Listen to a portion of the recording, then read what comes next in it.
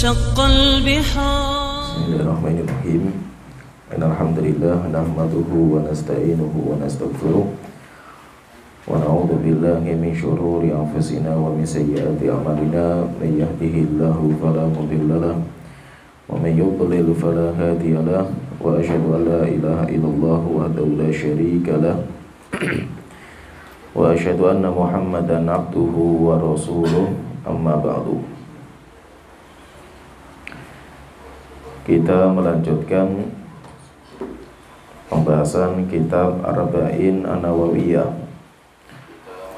hadis-hadis pilihan yang dikumpulkan oleh Imam Nawawi rahimahullah ta'ala. Dan kita masuk di hadis ke-27. Al-Imam Nawawi rahimahullah ta'ala, beliau berkata Anin Nawas bin Sam'an radhiyallahu anhu anin Nabi sallallahu alaihi wasallam qala.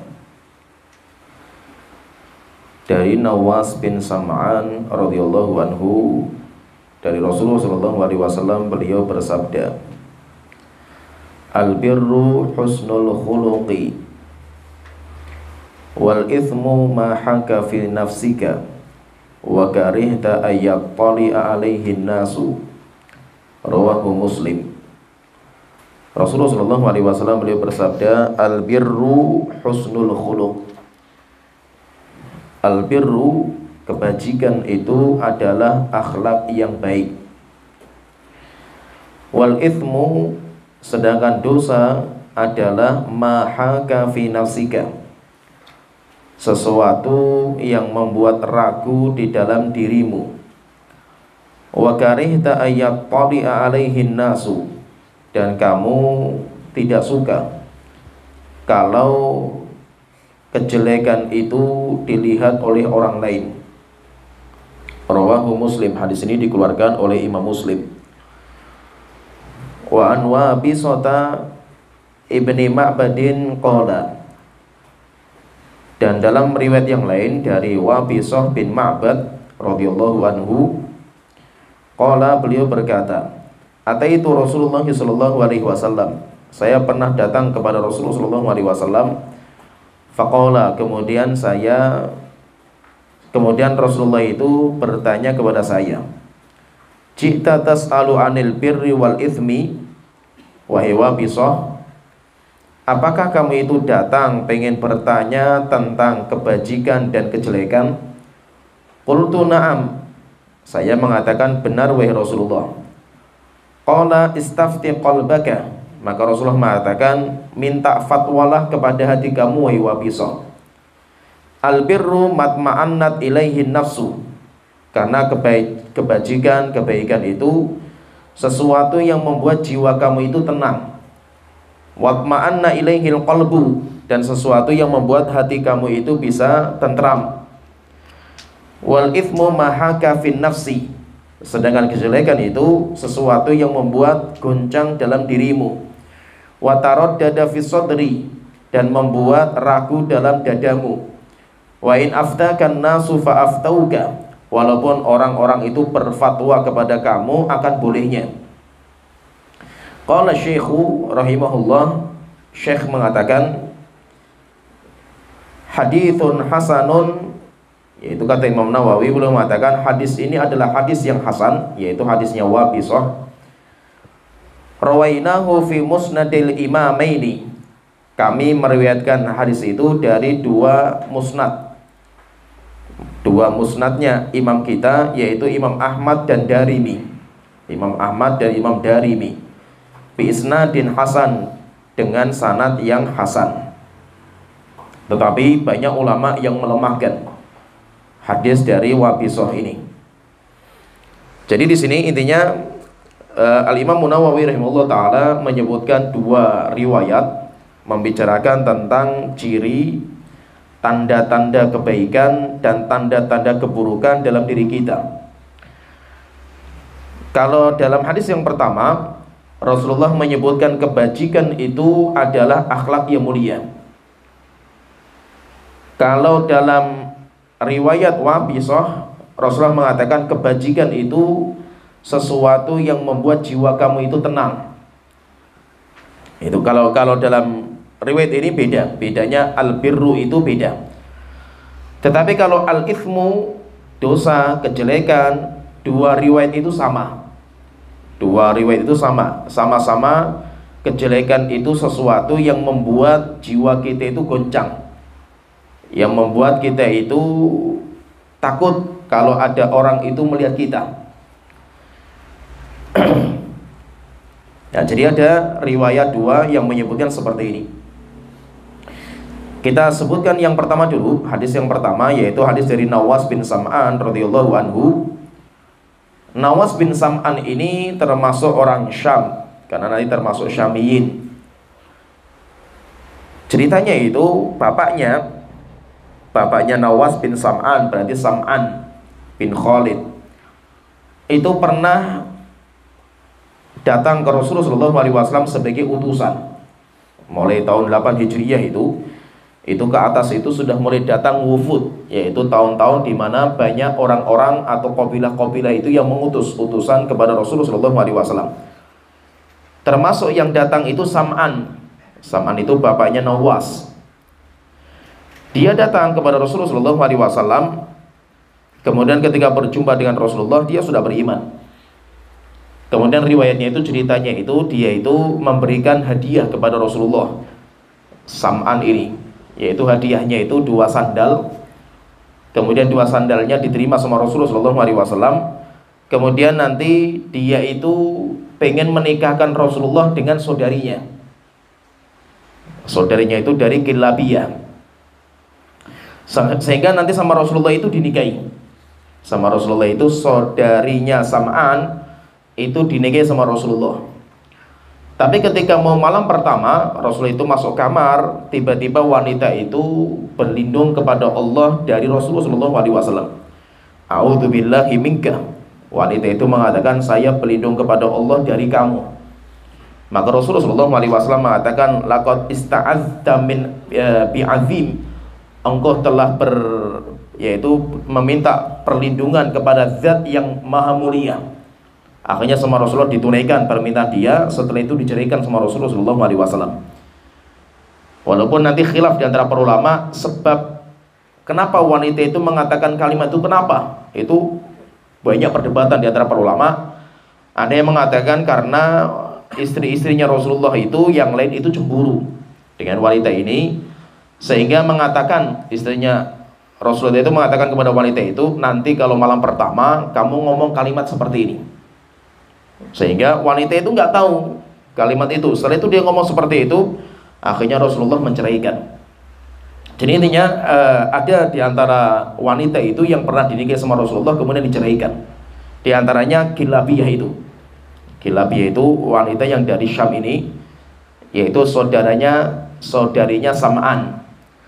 Nah, kalau ini yang meriwayatkan riwayat ini dari anaknya Sam'an, yaitu Nawas bin Sam'an. Dan dia juga seorang sahabat, bapaknya sahabat, anaknya juga sahabat. Nah, itu kalau kita perhatikan itu, Rasulullah SAW itu, beliau itu kalau menikah, akad nikah itu, sebagian ulama mengatakan beliau itu akad nikah itu 13 kali. Ada yang mengatakan seperti itu, 13 kali. 13 kali itu nanti ada beberapa yang diceraikan sama Rasulullah SAW. 2 orang yang diceraikan, yaitu diantaranya ini sama wanita yang lainnya.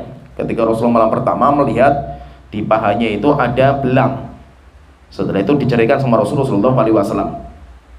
Sedangkan sisanya itu masih tetap menjadi istrinya Rasulullah SAW, jumlahnya 11. Kemudian 2 orang meninggal sebelum Rasulullah SAW. Oleh itu Nabi Muhammad meninggal dunia itu, beliau meninggalkan 9 istri.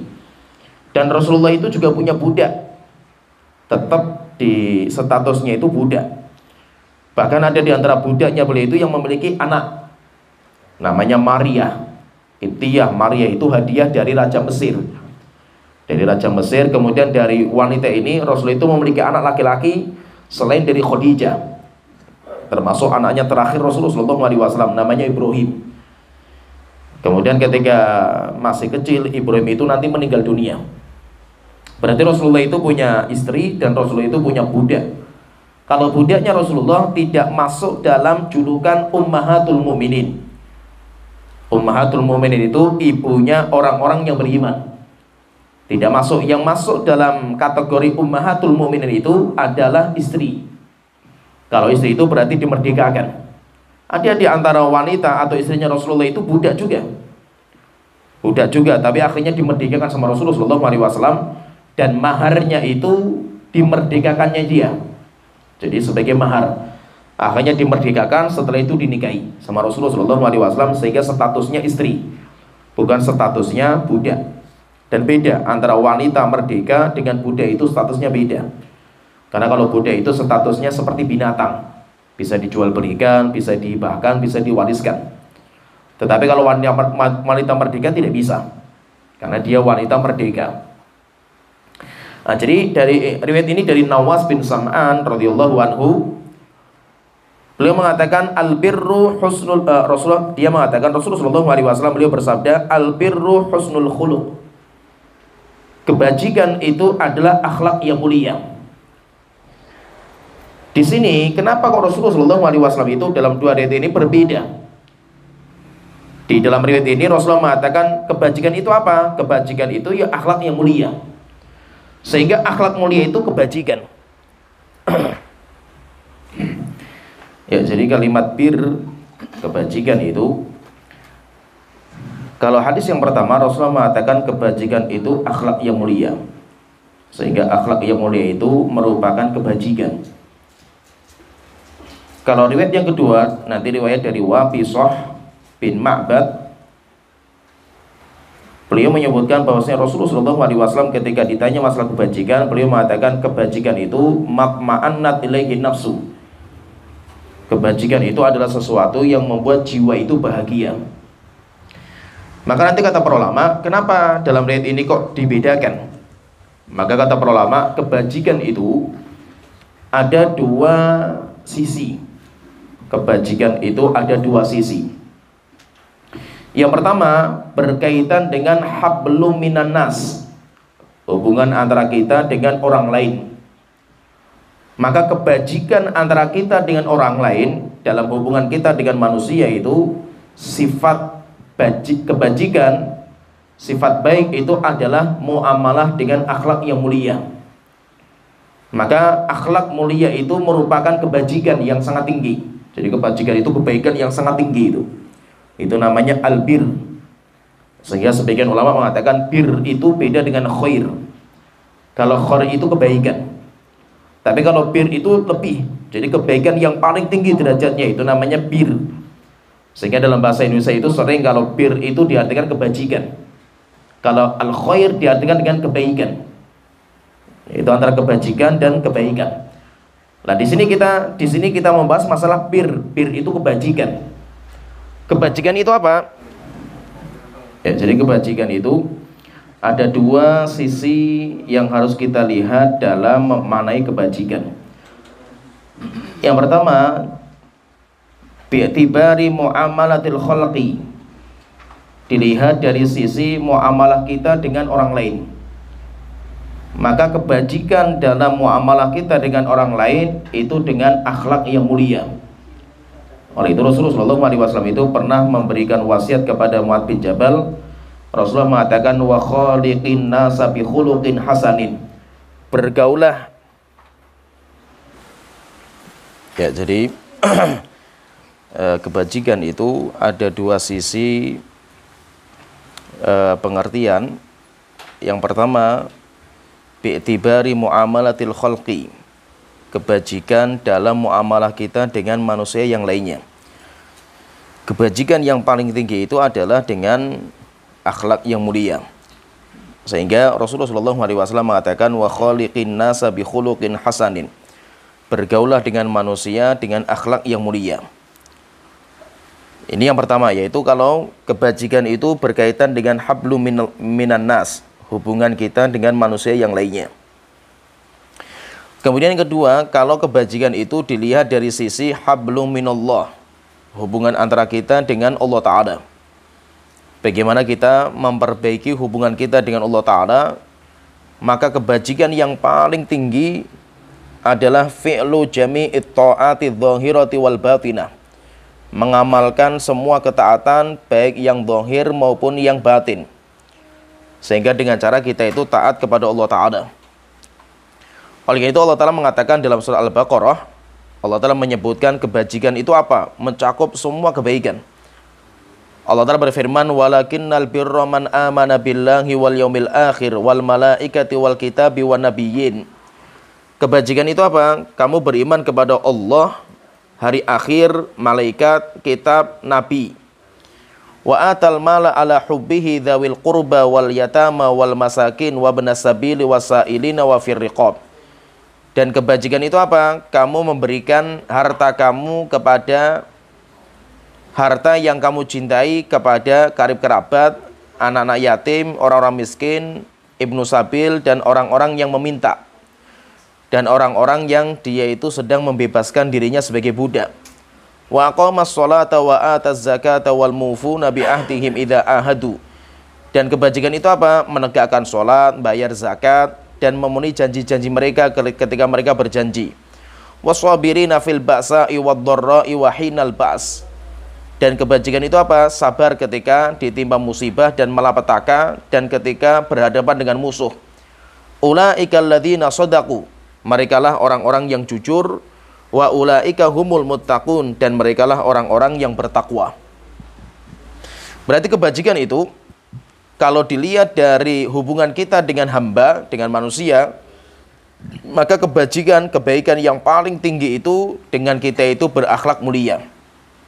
Kita itu bermuamalah dengan orang dengan akhlak yang terbaik.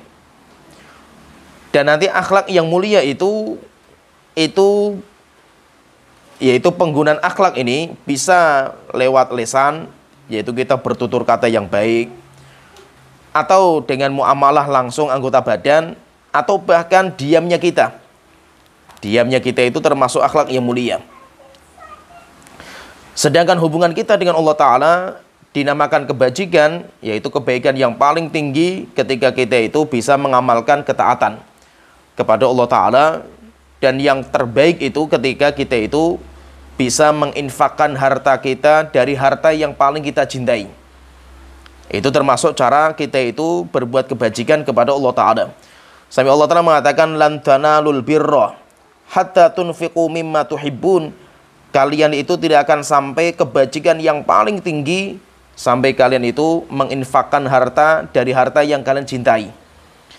Kalau kita itu menginfakkan harta yang nggak butuh, kita itu nggak merasa butuh dengan harta itu biasa. Harta-harta yang menjadi yaitu harta-harta lebih yang kita miliki.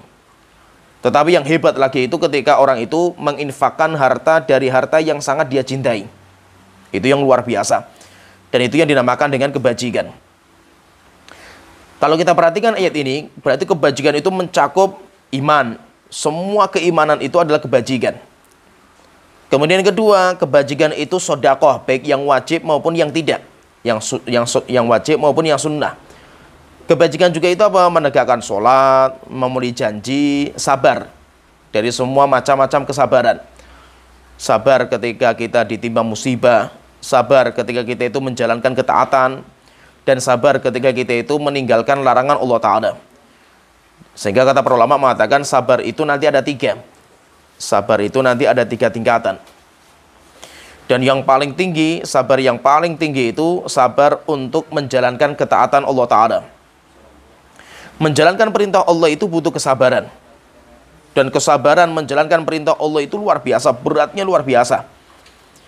Kemudian yang kedua, sabar yang kedua itu sabar dalam meninggalkan larangan Allah Ta'ala. Kita meninggalkan zina, kita meninggalkan khomer, kita meninggalkan dosa dan maksiat itu pun butuh kesabaran. Bahkan kesabaran yang ekstra.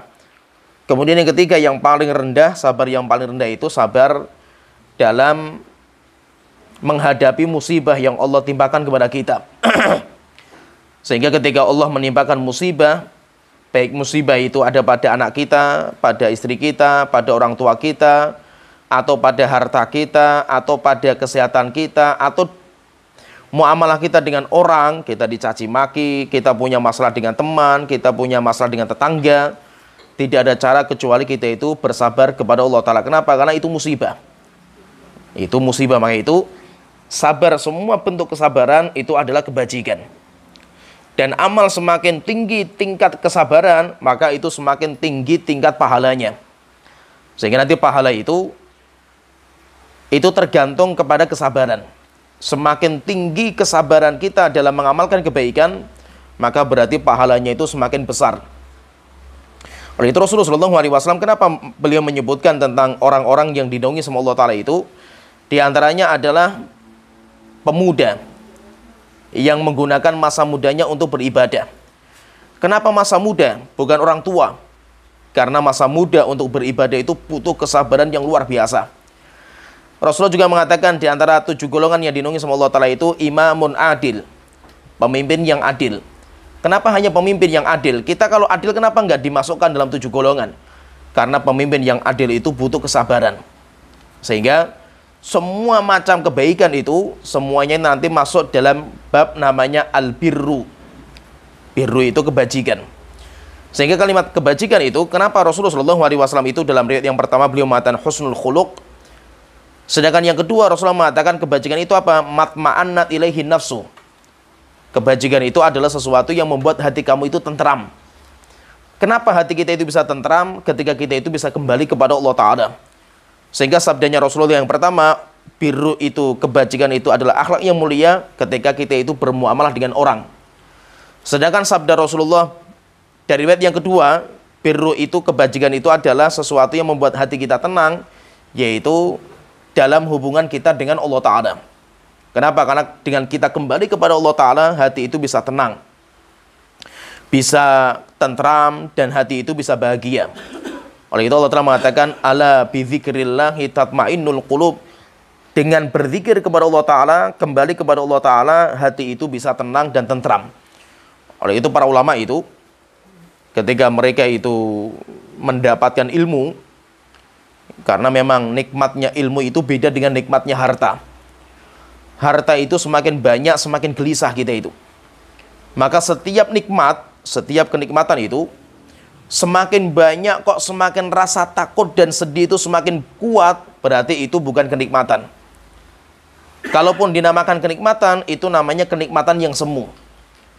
Sehingga kenikmatan itu nanti takarannya, ini namanya nikmat atau tidak itu, takarannya itu adalah rasa takut dan sedih. Semakin bertambah nikmat, kok semakin kuat juga takutnya dan sedih kita, berarti itu azab.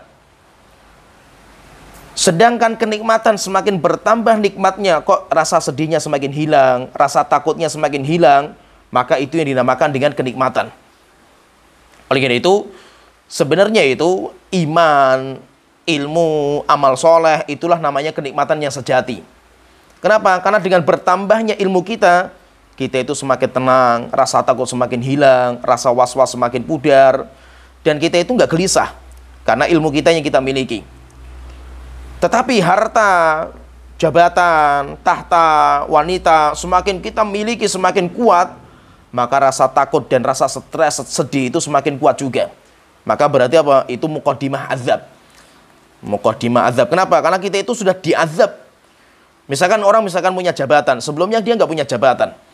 Ketika dia punya jabatan, akhirnya dia itu berjuang untuk mempertahankan. Akhirnya rasa takut, stres, sedih. Maka sebenarnya dia itu sedang diazab. Dia itu sedang diazab sehingga tidurnya nggak bisa nyenyak, istirahatnya nggak bisa sempurna, kemudian pikirannya terkuras, habis tenaga dia. Itu sebenarnya azab. Cuma kita nggak merasa terazab. Oleh karena itu, ulama-ulama kita itu ketika mereka itu mendapatkan ilmu, mereka bisa duduk belajar di majelis ilmu itu, mereka itu mengatakan, ainal muluk, mana raja-raja yang mereka itu hidup pada istana kerajaan mereka itu? Mana raja-raja? Ya, ainal muluk min hadhihi ni'am, dari kenikmatan seperti ini itu. Yaitu apa? Kenikmatan yang kita rasakan para ulama, para penuntut ilmu ketika duduk di majelis ilmu itu nggak bisa dirasakan nikmat itu sama para raja. Oleh itu sampai ada seorang ulama mengatakan, lau ya'lamul muluk wa abnaul muluk, jika seandainya para raja dan putra mahkota mereka itu mengetahui kenikmatan yang Allah berikan kepada kita, para ulama dan para penuntut ilmu, lajadaluna 'alaiha bisuyuf, niscaya mereka itu akan memperebutkan nikmat itu dengan pedang-pedang mereka, tapi mereka belum merasakan. Maksudnya apa? Menuntut ilmu itu, belajar agama, dan kita bisa mendapatkan ilmu itu, ada kenikmatan yang luar biasa. Kenapa? Karena dengan itu jiwa itu bisa tenang, bisa tentram, dan kita itu bisa hidup itu penuh dengan kebahagiaan. Sehingga yang membedakan, jadi kebahagiaan itu kan sumbernya di hati. Kebahagiaan itu nggak bisa dijual belikan. Sehingga kebahagiaan itu pusatnya dari sanubari. Sehingga kebahagiaan itu nggak bisa dibohongi dengan zahirnya. Ada orang tertawa-tawa. Seorang pelawak itu kan tertawa-tawa itu. Setiap muncul di televisi, isinya membuat orang itu tertawa terpingkal-pingkal gitu. Kita melihat secara zahirnya dia itu adalah orang yang paling bahagia. Kenapa? Nggak pernah stres itu. Karena bahagia terus itu, tertawa-tawa itu. Dia bisa menipu hatinya itu dengan tertawanya dia itu. Padahal hakikatnya itu banyak pelawak itu stres hidup mereka itu. Sehingga banyak para pelawak itu untuk mengobati stresnya mereka itu dengan narkoba. Akhirnya apa? Banyak artis itu jatuh pada narkoba. Saking stresnya mereka, bahkan banyak di antara mereka yang bunuh diri.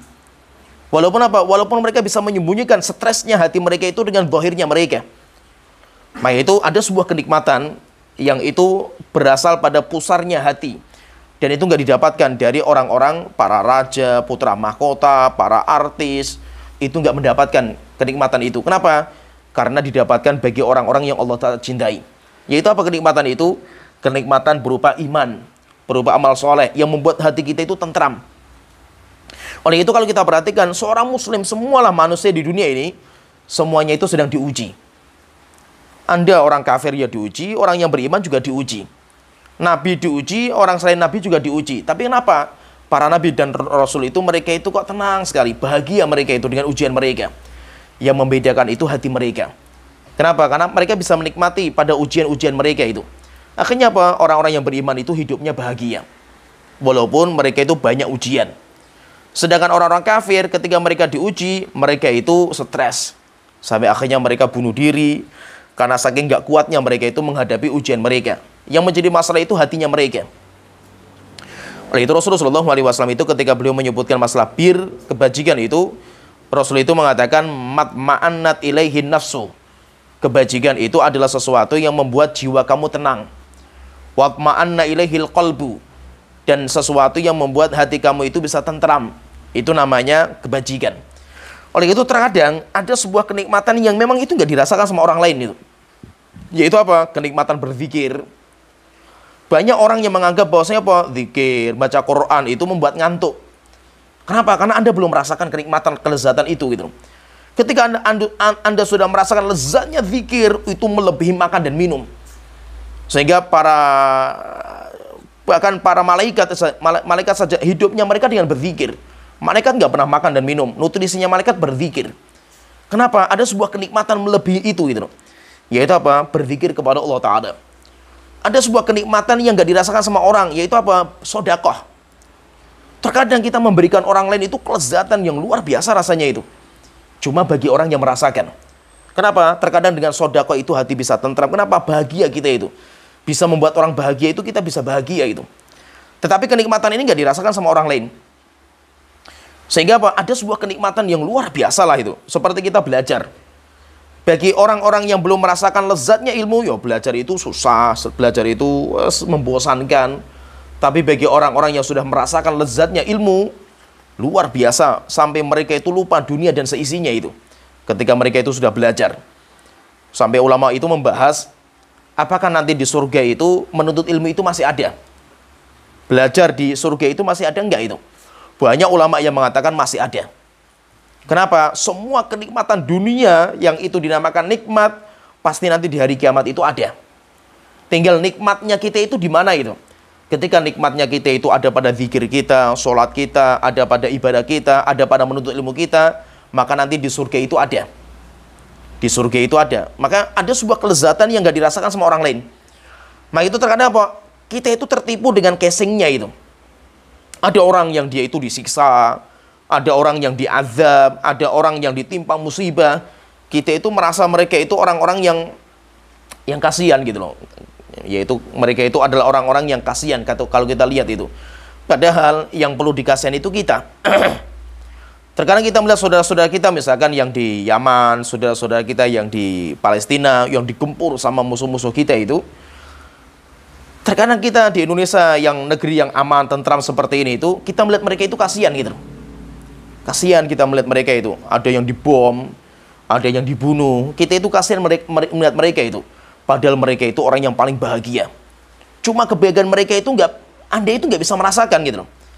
Kenapa? Karena itu kebahagiaan dalam hati itu yang bisa dirasakan sama orang-orang yang itu saja gitu.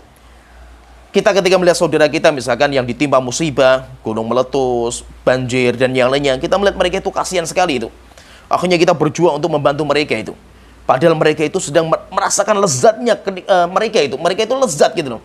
Cuma orang lain itu nggak merasakan itu. Oleh itu kata Syekhul Islam itu, luar biasanya Syekhul Islam itu, ketika beliau di penjara itu, beliau mengatakan orang mengira saya itu berada pada penjara yang penuh dengan kesusahan dan mereka nggak tahu surga itu ada di hatiku gitu loh. Yaitu bahwa orang-orang nggak tahu bahwasanya saya itu punya surga dalam hati saya gitu loh. Sehingga apa? Di mana saja saya berada, hatta di penjara, mati di penjara, saya itu sedang di surga itu. Kenapa? Karena di hati saya itu ada surga gitu loh. Sehingga apa? Orang ketika melihat misalkan Syekhul Islam di penjara, disiksa, sampai dituduh sebagai orang yang menyimpang, orang yang sesat dan yang lainnya itu. Orang menganggap Syekhul Islam itu orang yang ya banyak masalah, orang yang ya dan yang lainnya lah. Padahal Syekhul Islam mengatakan saya itu sedang di surga. Sehingga penjara bagi saya itu surga. Kenapa? Karena surga itu cuma di hati saya gitu. Sehingga surga itu nggak di luar gitu. Sehingga surga itu bukan kalau kita itu jalan-jalan lihat pemandangan yang indah, apa yang kita lihat di luar itu surga itu. Bukan, surga itu di hati saya gitu. Sehingga kemanapun saya berada, saya itu sedang di surga Allah Ta'ala itu. Mereka mengira musuh-musuh saya itu bahwa ketika mereka berhasil memenjarakan saya, sampai akhirnya meninggal dunia di penjara itu, mereka itu sedang menyiksa saya itu. Bukan. Mereka itu tidak tahu kalau saya itu sedang di surga. Karena surga itu ada di hati saya gitu. Sehingga maksudnya itu apa? Ada sebuah kebahagiaan yang ada di hati kita itu luar biasa. Tapi itu nggak dirasakan sama orang lain. Maka itu ada sebuah kebahagiaan ketika kita itu bisa beramal soleh. Itu nggak dirasakan bagi orang-orang yang dia itu belum merasakan lezatnya itu gitu. Terkadang kita misalkan bisa baca Quran, Masya Allah lezat sekali rasanya itu. Orang yang dia itu belum merasakan lezatnya baca Quran itu susah payah dia itu. Tapi bagi orang-orang yang dia itu sudah merasakan lezatnya Al-Quran itu, rasanya luar biasa lezatnya itu. Oleh itu maksudnya itu kalau kita perhatikan di sini berarti kebajikan itu ada dua sisi yang berbeda. Kalau kebajikan yang berkaitan antara muamalah kita dengan manusia, maka kebajikan itu yang kita itu muamalah dengan akhlak yang mulia. Kalau kebajikan berkaitan dengan hubungan kita dengan Allah Ta'ala, kebajikan itu ya kita mengamalkan ketaatan. Ketika kita mengamalkan ketaatan, maka disitulah kita itu akan merasakan kebahagiaan. Sehingga jiwa kita semakin tentram, kemudian hati kita semakin tenang. Oleh itu orang-orang yang beriman itu jiwa mereka tenang. Orang yang beriman itu kalau kita melihat itu kayak nggak punya masalah gitu. Padahal mereka itu punya segudang masalah mereka itu. Tapi kenapa kok orang-orang lain itu mengira mereka itu nggak punya masalah itu? Karena mereka itu bahagia, menikmati ujian yang mereka rasakan. Dan itu nggak didapatkan kecuali bagi orang-orang yang beriman. Kemudian setelah itu Rasulullah SAW mengatakan di sini wal ithmu. Jadi ada tanda-tanda yang ada pada diri kita ketika kita itu berbuat kebajikan. Jadi kebaikan yang kita kerjakan itu akan mempengaruhi diri. Demikian juga dosa. Dosa yang kita kerjakan itu berpengaruh sama diri kita itu. Maka Rasulullah SAW ketika beliau menyebutkan masalah dosa, beliau mengatakan mahaka fi nafsika. Dosa itu adalah sesuatu yang membuat jiwa kamu itu goncang. Membuat kita itu semakin berdebar dada kita itu. Itu namanya dosa. Berarti apa? Dosa itu yang membuat hati kita itu panik. Dosa itu yang membuat jiwa kita itu nggak tenang, stres. Itu dosa dan maksiat. Banyak orang itu yang pengen mencari ketenangan itu dengan cara berbuat dosa dan maksiat. Semakin mereka berbuat dosa dan maksiat, semakin stres jiwa mereka. Kenapa? Karena kalau kita pengen tenang itu, hati kita pengen gembira, pengen nyaman itu, tidak ada cara kecuali kita kembali kepada Allah Ta'ala. Dosa semakin banyak kita itu terjerumus ke dalamnya, maka semakin goncang diri kita. Oleh itu beda sama kebajikan. Kalau kebajikan itu membuat jiwa itu tenang, kalau dosa itu, kejelekan itu membuat jiwa kita itu goncang, membuat dada kita itu berdebar. Sampai akhirnya terakhir apa? Wa karihta ayyattali alaihin nas. Dan kita itu malu kalau dilihat sama orang. Oleh itu, dan ini kata para ulama, ini jika fitrahnya itu masih bersih. Yaitu tanda-tanda seperti ini, kita itu kalau berbuat kebaikan itu nyaman, jiwa kita bisa sholat itu tentram sekali, kita bisa mengaji itu kita bisa tenang itu.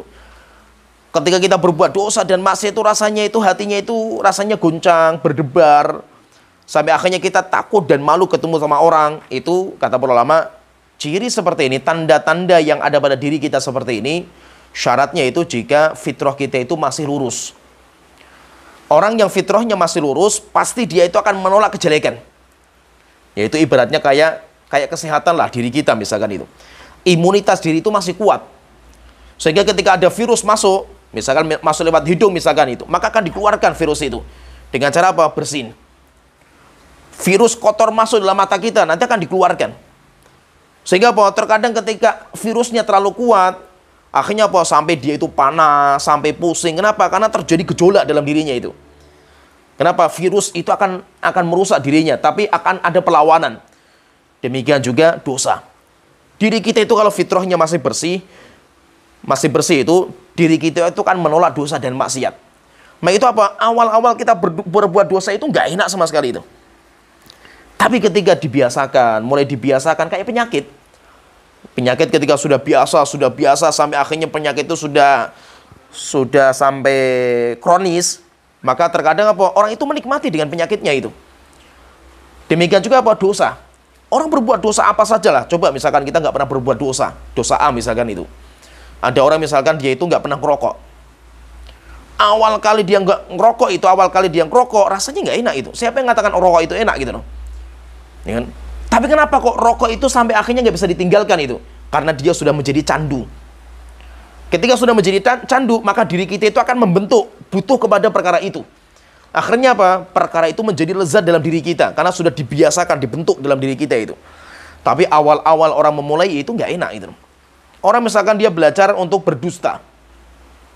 Awal kali orang mau berdusta saja itu sampai gelisah hatinya itu. Berdebar dadanya itu orang berdusta itu.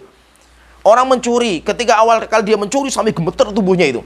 Ketakutan sampai dilihat sama orang itu. Kenapa? Karena fitrahnya masih kuat, imunitas diri itu masih kuat gitu. Tetapi ketika dosa itu diulang 2 kali, dosa itu diulang 3 kali, 4 kali, 5 kali, sampai menjadi kebiasaan, maka orang itu akan menikmati dosanya. Ketika sudah menikmati dosanya, akhirnya orang itu akan susah sekali keluar dari dosa. Oleh itu kata para ulama mengatakan, dosa itu ibarat biji yang ditanam dalam diri kita, dalam hati kita itu. Namanya biji ketika awal ditanam dan gak dirawat, biji itu akan mati. Biji itu akan mati. Tetapi kalau biji ditanam, setelah itu disiram, setelah itu dipupuk, setelah itu disiram lagi, kemudian dirawat lagi, hama-hama yang datang kemudian diobati, kemudian kasih nutrisi, kemudian yang lainnya dirawat itu, sampai akhirnya akarnya menjulang sampai ke bawah. Ketika akarnya sudah menjulang sampai ke bawah, maka orang itu susah sekali untuk bertobat kepada Allah Ta'ala. Demikian juga dosa. Dosa kalau sudah menjadi kebiasaan, luar biasa, mati-matian kita itu bertobat itu. Orang bertobat saja kembali lagi dia nanti. Orang sudah bertobat kembali lagi itu. Kenapa? Karena akarnya itu sudah menjulang sampai ke bawah. Kenapa seperti itu? Karena sudah menjadi candu. Oleh itu kalau sudah dosa itu menjadi candu, Masya Allah, mati-matian itu. Terkadang ilmu yang kita miliki itu nggak bisa ngalahkan itu. Banyak sekali lah, sampai kasus di mana-mana itu. Ada seorang ustadz yang dia itu LGBT. Sampai sekarang pun masih seperti itu gitu. Dan seorang ustadz terkenal gitu, nggak main-main gitu. Dan itu ustadznya terkenal gitu. Sampai banyak tulisan-tulisan itu, Masya Allah itu, menyentuh sekali itu. Tetapi rupanya apa? Rupanya LGBT. Sampai ketika di sidang itu, dia pun menyadari itu. Ya saya tahu gitu loh, saya itu LGBT dan itu dosa gitu. Nah kenapa nggak ditinggalkan itu? Nggak bisa gitu. Nggak bisa gitu loh. Disebabkan kenapa? Karena sebab dia itu ya dulu menjadi korban di pondok pesantren itu. Dan itu nyata.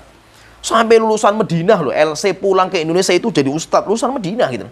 Itu saja sampai seperti itu.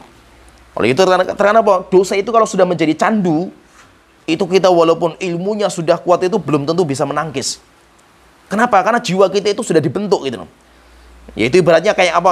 Kayak rokok lah misalnya. Atau kayak narkoba lah gitu loh. Orang pertama kali pakai narkoba itu ya muntah-muntah dia itu. Nggak enak sama sekali narkoba itu. Apalagi narkoba sampai disuntik, apalagi sampai disayat. Apa enaknya kan gitu. Tapi ketika itu sudah diulang lagi menjadi candu, akhirnya orang itu rela untuk menyanya dirinya. Sehingga menyanya dirinya untuk pakai narkoba itu kelezatan bagi dia itu. Kenapa seperti itu? Akhirnya dia itu dipisah dari narkoba itu mati-matian gitu. Sampai akhirnya sampai sakau, sampai akhirnya dia itu sampai kayak orang mau mati ketika meninggalkan narkobanya itu. Karena sudah ketergantungan. Demikian juga apa? Merubah dosa itu nggak main-main. Oleh itu dosa itu kalau sudah fitrah kita itu sudah rusak, orang itu akan kecanduan terhadap dosa. Kalau sudah kecanduan, tidak ada cara kecuali dia itu hidayah yang Allah Ta'ala tunggu-tunggu sama dia itu. Ketika Allah tidak memberikan hidayah, maka semakin hari semakin parah. Walaupun apa? Walaupun dia itu ya punya ilmu, seorang ustadz, bukan orang biasa gitu loh. Ya, kenapa? Karena semua kita akan terpapar dengan dosa. Nggak ada di antara kita yang selamat. Oleh itu kata Abdullah bin Mas'ud, beliau mengatakan, man kana minkum mustannan falyastanna biman qad mata. Siapa yang pengen mencari suri toladan, panutan, maka carilah panutan orang-orang yang sudah meninggal dunia. Kenapa? Li'annal hayya la tu'man alaihil fitnah. Karena orang yang masih hidup itu nggak pernah selamat dari fitnah. Siapa saja itu, selama kita masih hidup, siapa yang merasa selamat dari fitnah gitu loh. Banyak orang-orang yang hebat-hebat pun jatuh juga itu. Jatuh juga itu. Sampai ada seorang ulama, Masya Allah luar biasa ini. Sampai karyanya pun masih ada. Bagus-bagus karyanya dulunya. Seorang ulama Mesir, murid seniornya Syekh Mubil rahimahullah ta'ala. Sampai guru saya itu, Syabul Hasan itu, pernah meminta rekomendasi terhadap kitabnya kepada beliau. Ulama Mesir, termasuk ulama paling senior. Akhirnya apa? Jatuh juga. Sampai menjadi liberal. Sampai sekarang menjadi liberal. Masih hidup sekarang itu. Tapi liberal, dulunya seorang ulama, Masya Allah, rujukan dalam masalah hadis. Sekarang pakaiannya pakai topi, pakai celana jeans, seringnya ngumpul-ngumpul di kafe, kemudian di bioskop, narkoba, kemudian duduknya sama perempuan-perempuan yang gak berjilbab. Akhirnya apa? Sekarang jadi orang liberal. Bahkan sekarang itu sering duduk di gereja. Bahkan dia itu juga mengatakan wahdatul adyan, mengumpulkan agama. Semua agama aja benar. Kristen, Yahudi, semuanya benar itu. Padahal dia itu adalah seorang ulama dulunya itu. Kenapa? Nggak ada yang selamat dari fitnah itu. Yang ada cuma kita itu menanti hidayah dari Allah Ta'ala. Oleh itu, dosa itu akan berpengaruh. Dosa itu akan berpengaruh. Ketika kita berbuat dosa, kita itu masih punya malu. Kita itu takut kalau dilihat sama orang, itu sudah alhamdulillah gitu. Kita itu masih punya, Masya Allah lagi. Maksudnya itu, kita berbuat dosa, kita takut kalau kita itu dilihat, kita diperhatikan sama orang itu sudah alhamdulillah itu. Kita masih punya fitrah. Kita masih punya fitrah. Yang bahaya itu, kalau orang berbuat dosa itu, dia bangga dengan dosanya itu, ditampakkan dosanya itu. Masya Allah itu. Berarti apa? Fitrahnya sudah rusak. Apalagi dengan adanya TikTokan seperti ini kan sudah, kayak intinya itu, urat nadi, sifat malu itu sudah terpotong gitu loh. Sehingga apa? Sudah nggak ada rasa malu sama sekali lah gitu loh. Sehingga memang dosa itu diumbar gitu loh. Dosa itu diumbar dan dia sama sekali nggak punya rasa malu sama sekali itu. Maka ini bahaya. Kalau kita itu punya dosa, kita itu masih gonjang diri kita, berdebar. Demikian juga terkadang sampai kita nggak bisa tidur. Sampai akhirnya kita itu takut orang itu melihat kita. Itu alhamdulillah, fitrah kita itu masih ada. Berarti apa? Ciri-ciri kebaikan itu masih ada. Sampai para sahabat itu pernah datang ke Rasulullah SAW. Mereka mengatakan, ya Rasulullah, terkadang kita itu dalam hati kita itu ada sesuatu gitu loh. Goncangan dalam hati kita itu. Dan kami tahu ya Rasulullah, kalau kami mengatakan itu dosa dan maksiat, tapi kami nggak bisa menyimpan, yaitu tidak bisa menghilangkan itu. Ada di hati kita, goncang gitu loh, di hati kita itu. Tapi kita itu berusaha untuk menahan diri lah, untuk tidak ngomong, tidak menampakkan. Karena kita tahu kalau kita menampakkan itu dosa besar itu. Maka Rasulullah mengatakan, tanya sama sahabat, awajadtumuh, apakah kalian sudah mendapatkan seperti itu? Yaitu kalian itu sudah mendapatkan bahwasanya apa? Kalian itu mampu untuk mengangkat goncangan hati kalian itu. Para sahabat mengatakan, ya Rasulullah, kita dapatkan masalah itu. Maka Rasulullah mengatakan, dzaka ta'mul iman, itulah lezatnya iman. Jadi lezatnya iman itu apa? Ketika kita itu berbuat kejelekan, minimal kita masih sembunyikan gitu. Jangan sampai ada orang yang tahu harta istri kita, harta anak kita, jangan sampai tahulah. Itu urusan saya dengan Allah Ta'ala. Sehingga apa? Sehingga, kenapa? Karena kita malu terhadap dosa kita itu. Dan kita cuma mengharapkan hidayah dari Allah Ta'ala, supaya Allah itu mengampuni dosa-dosa yang kita kerjakan. Sehingga, beda nanti orang yang fitrahnya itu masih baik, dengan orang-orang yang fitrahnya sudah rusak itu beda. Kalau orang yang fitrahnya masih baik, itu kayak orang yang fisiknya masih sempurna, datang virus masuk dalam tubuhnya, pasti nanti ada reaksi. Ada perlawanan sehingga dia bersin, kemudian dia pusing, dia panas. Kenapa? Karena ada perlawanan, reaksinya itu ada. Tetapi kalau ada orang yang imunitas diri itu sudah nggak ada itu, datang virus, dia nggak ada pengaruh sama sekali itu. Terkadang sampai dia itu menikmati virus yang ada dalam tubuhnya, penyakit yang ada dalam tubuhnya. Maka itu orang yang parah kalau seperti ini. Oleh itu intinya itu, nanti kita lihat fitrah kita itu masih bersih atau tidak itu dilihat. Kita itu kalau berbuat dosa, malu tidak kita itu terhadap dosanya itu. Atau goncang tidak diri kita itu terhadap dosa itu. Kalau kita itu berbuat dosa, kita masih goncang, kita masih berdebar dada kita itu, dan kita masih takut, berarti fitrah kita itu masih bersih. Walaupun apa? Walaupun kita nggak bisa meninggalkan dari dosa dan maksiat, kita nggak bisa. Tapi minimal kita itu bisa menangkis, atau kita itu punya imunitas moral, imunitas iman yang bisa menangkis dosa-dosa yang kita kerjakan. Oleh itu Rasulullah SAW di sini beliau mengatakan, ketika ditanya masalah dosa itu, beliau mengatakan istafti qalbaka. Kamu pengen tanya masalah dosa, pengen tanya masalah kebajikan, tanya saja jiwa kamu itu. Kenapa? Karena ada patokannya itu. Jiwa kita itu ada patokannya itu. Tapi kita katakan itu bagi orang-orang yang hatinya itu masih fitrahnya masih bersih. Itu apa? Kamu itu nggak usah tanya sama orang, lihat saja jiwa kamu itu. Setiap kebaikan itu yang membuat jiwa kamu tenang, kejelekan itu yang membuat jiwa kamu itu takut, membuat jiwa kamu itu goncang. Kalau seperti itu namanya kejelekan. Walaupun orang mengatakan ini baik atau boleh dan yang lainnya, nggak peduli dengan orang-orang. Kenapa? Karena diri kita itu punya imunitas moral, punya imunitas iman yang bisa menangkis dari kejelekan-kejelekan yang ada.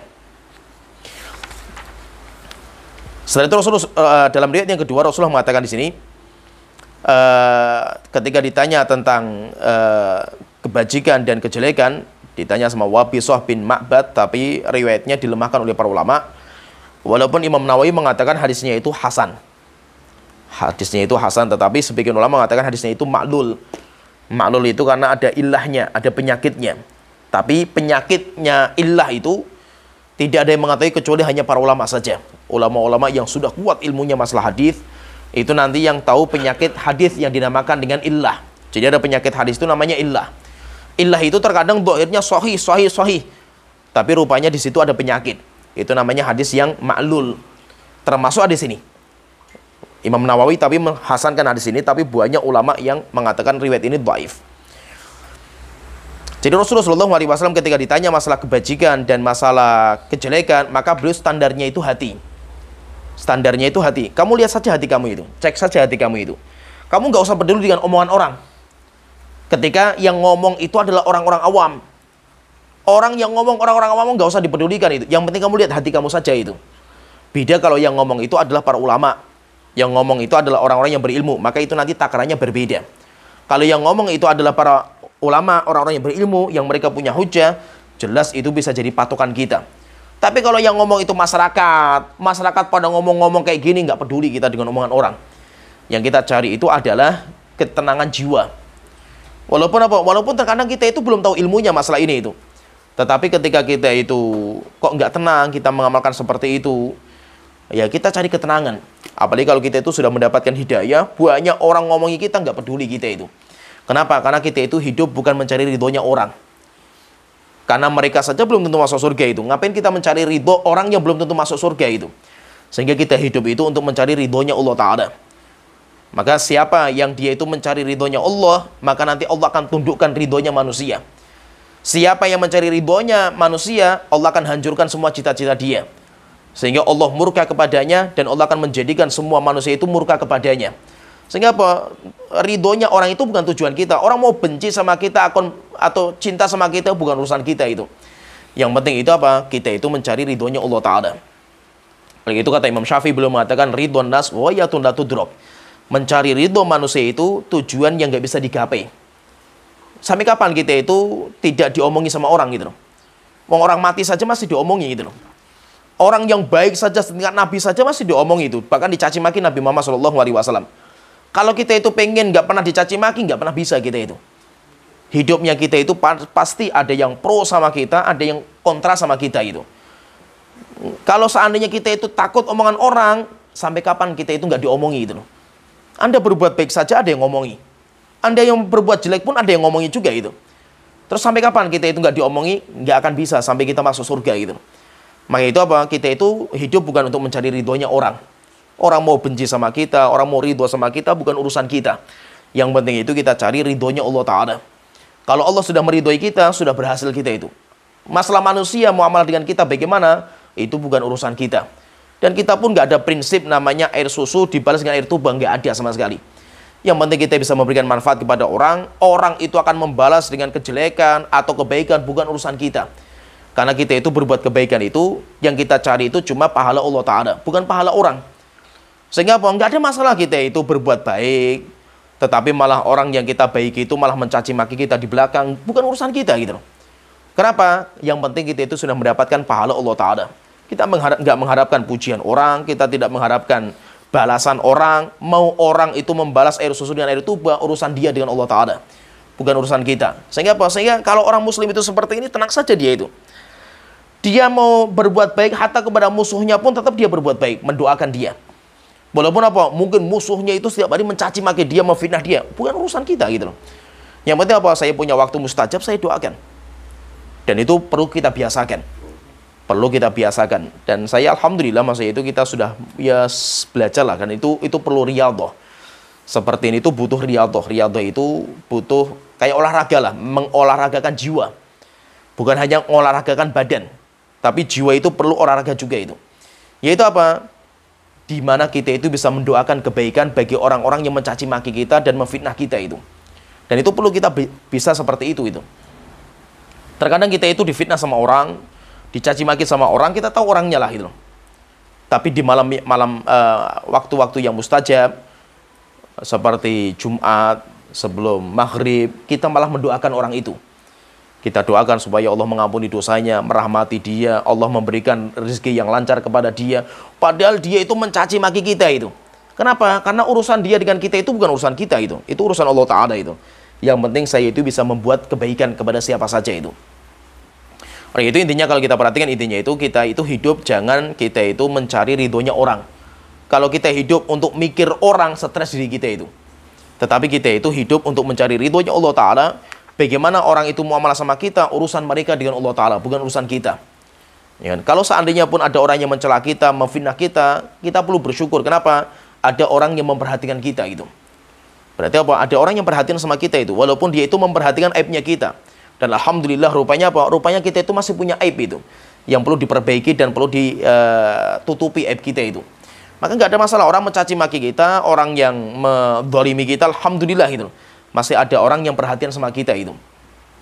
Maka kita itu perlu bersyukur dengan seperti itu. Maka itu kita itu nggak usah pusing dengan omongan orang, dengan cacian makian orang, dengan fitnahnya orang, nggak usah terlalu pusing gitu. Yang perlu kita pusingkan itu bagaimana dosa kita di hadapan Allah Ta'ala. Yang perlu kita pusingkan itu bagaimana dengan ibadah kita, apakah diterima sama Allah atau tidak. Itu yang perlu kita pusingkan itu. Sedangkan orang lain muamalah dengan kita itu sudah nomor berapalah, nggak perlu kita pikir itu. Ya mungkin sampai di sini pembahasan kita hadis yang ke-27. Nanti insya Allah pertemuan berikutnya kita akan masuk di hadis yang ke-28. Ini termasuk nanti hadis yang sangat penting sekali. Berkaitan nanti dengan, baguslah hadisnya itu bagus, 28 itu hadis yang bagus sekali. Itu hadis yang sering disebutkan. Ya sampai di sini pembahasan kita. Wa akhiru da'wana alhamdulillahirabbil alamin. Sallallahu alaihi Muhammad wa ala alihi washabihi ajmain.